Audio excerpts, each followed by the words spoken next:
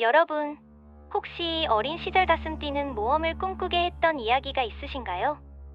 오늘은 그 꿈의 시작이자 해적이라는 존재를 우리 마음속에 깊이 각인시킨 불후의 명작, 로버트 루이스 스티븐슨의 소설 보물섬에 대해 이야기해보려 합니다. 이 이야기는 단순한 모험을 넘어 인간의 욕망, 용기, 그리고 성장을 다룬 깊이 있는 서사인데요. 지금부터 그 장엄하고 숭고한 여정 속으로 함께 떠나보시죠. 이 이야기는 1883년 출판되었으며 원래는 1881년부터 1882년까지 한 잡지에 연재되면서 독자들의 폭발적인 반응을 이끌어냈습니다. 해적이라는 다소 거친 소재를 낭만적인 모험의 대상으로 끌어올려 이후 대중문화 전반에 걸쳐 막대한 영향을 미쳤다는 평가를 받고 있습니다. 이야기는 18세기 영국 한적한 해변가에 자리 잡은 벤보 제독이라는 작은 여관에서 시작됩니다. 이 여관은 짐 호킨스라는 어린 소년과 그의 부모님이 운영하고 있었죠. 짐은 여느 평범한 소년처럼 매일매일 반복되는 일상을 보내고 있었지만 그의 운명을 뒤흔들 거대한 모험이 바로 여관 문 앞에 그가 알지 못하는 방식으로 서서히 다가오고 있었다는 것을 당시에는 전혀 예측하지 못했습니다. 그저 따분하고 평화롭기만 했던 그의 삶에 곧 폭풍우가 몰아칠 준비를 하고 있었던 것이죠. 어느 날 여관 문을 거칠게 열고 들어선 손님은 다름 아닌 얼굴에 칼자국이 선명하게 새겨진 빌리 본즈라는 수수께끼의 노인이었습니다. 그의 날고해진 선장복과 험상궂은 인상은 보는 이들을 위협하기에 충분했죠. 그는 커다란 낡은 상자를 덜컥 소리를 내며 바닥에 내려놓더니 여관에 묵을 것을 요구했습니다. 빌리 본즈는 늘 술에 취해 음산하고 기분 나쁜 뱃노래를 흥얼거렸고 짐에게는 외다리 남자를 조심하라는 알 수 없는 경고를 종종 던지곤 했습니다. 그리고 만약 그 외다리 남자가 나타나면 즉시 자신에게 알려달라고 신신당부했죠. 짐은 어리고 순진했지만 그의 눈빛 속에서 어렴풋이 느껴지는 불안감과 깊은 그림자, 그리고 언제 터질지 모르는 폭탄과 같은 위압감을 감지할 수 있었을 겁니다. 빌리 본즈가 그렇게 외다리 남자를 경계한 이유는 바로 그가 과거 악명 높은 플린트 선장의 해적단 일원이었고 해적들이 숨긴 보물섬의 지도를 은밀히 보관하고 있었기 때문이었습니다. 이 지도는 그에게는 생명줄과도 같았고 동시에 끊임없는 위협의 원천이기도 했습니다. 결국 빌리 본즈는 여관에서 갑작스러운 죽음을 맞이합니다. 심장마비였을까요? 아니면 그의 뒤를 쫓던 해적들의 음모였을까요? 그의 죽음은 짐에게 엄청난 변화의 서막을 알리는 충격적인 사건이 되었습니다. 빌리 본즈가 남긴 유품을 정리하던 짐은 우연히 낡은 트렁크, 깊숙한 곳에서 꽁꽁 숨겨져 있던 양피지 한 장을 발견합니다. 낡고 바스락거리는 그 양피지에는 섬세하게 그려진 지도와 함께 알 수 없는 암호들이 가득했습니다. 그것은 바로 전설적인 해적 플린트 선장이 오랫동안 숨겨놓았던 어마어마한 보물의 위치를 표시한 지도가 아니겠습니까? 지도를 발견한 순간 짐의 어린 가슴은 미지의 세계로 향하는 거대한 설렘과 함께 왠지 모를 두려움과 떨림으로 쿵쾅거렸을 겁니다. 그 작은 양피지 한 장이 평범했던 소년의 삶을 완전히 뒤바꿔 놓을 거대한 모험의 서막을 알리고 있었던 것이죠. 짐은 이 놀랍고도 위험천만한 지도를 믿을 만한 어른들에게 보여주기로 결심합니다. 그들은 바로 짐의 주변에서 존경받는 인물인 지역의 지주 트렐로니 씨와 박식하고 침착한 리브시 의사였습니다.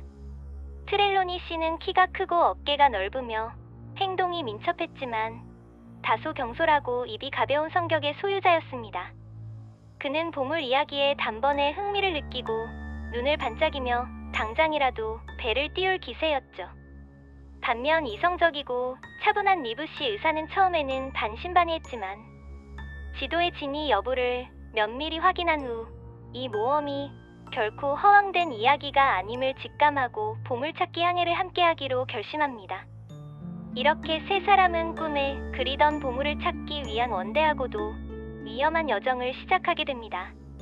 그들의 마음속에는 보물에 대한 기대와 함께 미지의 바다와 섬에 대한 두려움이 교차하고 있었을 것입니다.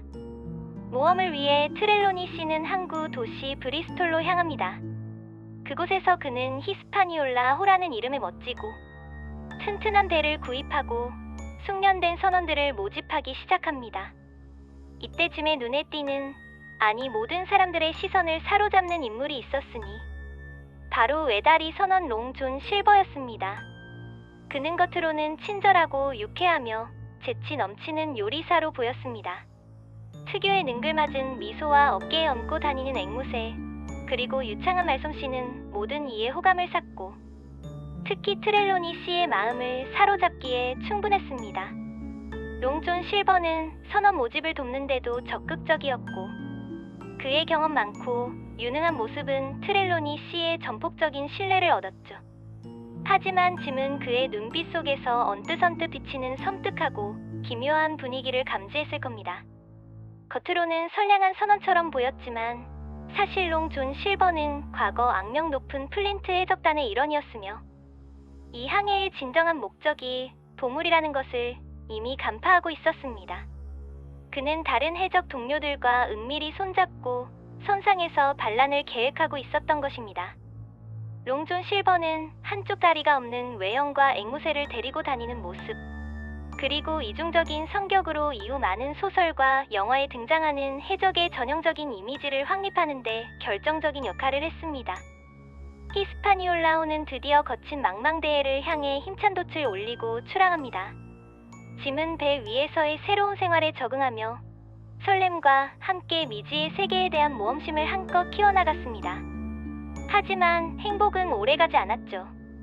어느 날 밤 우연히 사과통 속에 숨어 있다가 롱존 실버와 다른 선원들의 충격적인 대화를 엿듣게 됩니다. 그들의 이야기는 바로 자신들의 항해가 보물을 찾기 위한 것이며 롱존 실버가 다른 해적들과 공모하여 보물을 독차지하려 한다는 것이었습니다. 짐은 비록 어린 소년이었지만 이 거대한 음모 앞에서 자신의 생명과 동료들의 안전을 위해 용기를 내어 스몰렛 선장과 트렐로니 씨에게 이 위험한 사실을 즉시 알립니다. 스몰렛 선장은 히스파니올라 호의 선장으로 까다롭고 깐깐한 성격이었지만 강한 책임감과 영국인으로서의 강한 자부심, 그리고 확고한 원칙을 지키는 훌륭한 리더였습니다. 그의 경험과 지혜는 앞으로 닥쳐올 예측 불가능한 위험 속에서 짐 일행에게 가장 큰 버팀목이 되어주었습니다. 마침내 히스파니올라호는 전설의 보물섬에 도착합니다. 울창한 숲과 기암괴석으로 뒤덮인 섬은 미지의 위험과 함께 상상할 수 없는 보물의 희망을 동시에 품고 있는 듯 보였습니다. 짐은 호기심에 이끌려 배에서 몰래 내려 섬을 탐험하다가 예상치 못한 인물과 극적으로 마주칩니다. 그는 바로 뱅건이라는 인물이었습니다. 뱅건은 과거 해적이었지만 동료들에게 배신당해 이 섬에 홀로 버려져 3년 동안이나 고독하게 살고 있던 불쌍하고 불운한 존재였습니다. 그는 해적 생활에 지쳐 있었고 이제는 보물을 찾는데 짐 일행을 돕겠다고 제안합니다. 뱅건은 오랜 섬 생활을 통해 보물섬의 지리에 매우 능통했으며 숨겨진 동굴과 은밀한 장소들을 잘 알고 있었습니다. 그의 도움은 앞으로 벌어질 해적들과의 사투에서 짐 일행에게 가장 귀중한 정보와 예상치 못한 기회를 제공하게 됩니다. 보물섬에서의 여정은 결코 순탄치 않았습니다. 해적들의 끊임없는 위협과 배신, 그리고 보물을 차지하려는 인간의 원초적인 욕망이 뒤엉켜 수많은 갈등과 피 튀기는 사투가 매 순간 벌어졌습니다. 짐 호킨스는 이 모든 위험 속에서 어린 나이에도 불구하고 믿을 수 없을 만큼 용감하게 활약합니다. 그는 뛰어난 판단력과 번뜩이는 기지를 발휘하며 여러 차례 위기에 처한 동료들을 구하고 해적들의 교활한 계획을 무산시키는 데 결정적인 역할을 합니다. 특히 홀로 배에 잠입하여 해적들을 교란시키고 배의 통제권을 다시 되찾으려는 그의 활약은 정말 흥미진진하고 손에 땀을 쥐게 하는 명장면으로 묘사됩니다. 트렐로니 씨는 다소 경솔한 행동으로 때때로 위기를 자초했지만 리브시 의사와 스몰렛 선장은 이성적이고 지혜로운 리더십으로 동요하는 동료들을 다독이고 위기를 헤쳐나갑니다. 그들은 전략적으로 해적들과 맞서 싸우고 동료들을 보호하며 마침내 보물을 찾아 나서는데 모든 역량을 집중합니다. 결국 짐과 그의 동료들은 뱅건의 결정적인 도움과 그들 자신의 불굴의 용기, 그리고 지혜를 합쳐 롱존 실버를 비롯한 잔혹한 해적들을 제압하는 데 성공합니다. 그리고 마침내 그들은 플린트 선장이 숨겨놓았던 어마어마한 양의 금화와 보석이 가득한 보물 상자를 발견하게 됩니다. 햇빛에 반짝이는 황금과 영롱한 보석들은 해적들의 피 묻은 역사이자 수많은 이들의 탐욕과 욕망이 응축된 결과물이었습니다. 보물을 찾은 짐 일행은 비록 모든 재물을 가져가지는 못했지만 충분한 보물을 챙겨 무사히 히스파니올라 호를 타고 영국으로 귀환합니다. 이 기나긴 모험은 짐 호킨스에게 단순한 재물 이상의 것을 안겨주었을 겁니다. 죽음의 공포 속에서도 용기를 내고 불의에 맞서 싸우며 진정한 우정과 신뢰의 가치를 깨닫고 한 인간으로서 크게 성장하는 소중한 경험이었죠. 짐은 이제 더 이상 평범한 여관집 소년이 아니라 거친 바다와 험난한 섬을 이겨낸 어엿한 모험가가 된 것입니다. 보물섬은 그저 보물을 찾는 단순한 이야기가 아닙니다. 이 소설은 이후 해적이라는 존재와 그들의 이미지를 정립하는 데 지대한 영향을 미쳤습니다. 한쪽 다리, 어깨 위 앵무새, 그리고 숨겨진 보물 지도와 X 표시 등 오늘날 우리가 아는 해적의 전형적인 모습은 상당 부분 롱존 실버 캐릭터를 통해 정립되었다고 해도 과언이 아닙니다. 또한 이 작품은 흥미진진한 줄거리와 매력적인 캐릭터들을 통해 모험 소설의 전형을 제시하며 수많은 독자들에게 꿈과 용기를 심어주었습니다. 특히 주인공 일행이 보물을 찾아 무사히 귀환하여 행복한 결말을 맞는다는 점은 당시 많은 비극적인 모험 소설과는 다른 독특하고 긍정적인 메시지를 전달하며 독자들에게 희망을 선사했습니다. 이 위대한 이야기는 출판된 이래로 수많은 영화, 드라마, 애니메이션, 심지어 게임에 이르기까지 다양한 미디어로 재탄생하며 세대를 초월하여 변함없이 사랑받고 있습니다. 넷플릭스 드라마 블랙 세일처럼 플린트 선장과 존 실버의 과거를 다루는 프리퀄 작품이 만들어지기도 했죠.